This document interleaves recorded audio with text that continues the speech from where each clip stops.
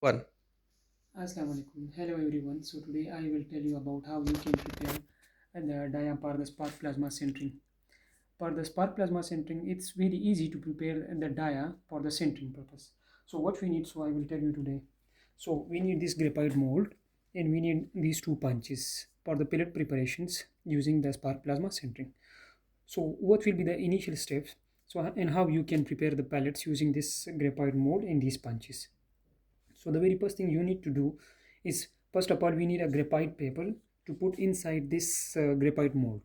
So how you can cut the graphite paper? It is according to your diameter. Since the diameter of this dia is approximately 15 mm, but okay, you can cut the length doesn't matter because you can cut the extra length of the graphite paper, but only the diameter matter. So for this kind of dia, we need like 5.5 mm length and almost 4.5 mm will be should be the width of the graphite paper as well. Okay, so we needed to cut it according to the diameter of the die. So the length should be 4.5 mm and the width should also be 4.5 mm. So I will cut this graphite paper according to the diameter of my dia. So we cut this graphite paper according to the measurement and the parameter of our sample. So now what we need to do, we will put this inside the dia. So you can just roll it over the cylindrical disc and just put it here like this. So after putting this graphite inside the graphite sheet inside the graphite mold, what we need to do, just put the first punch like this, and then you need some two pellets, some two this graphite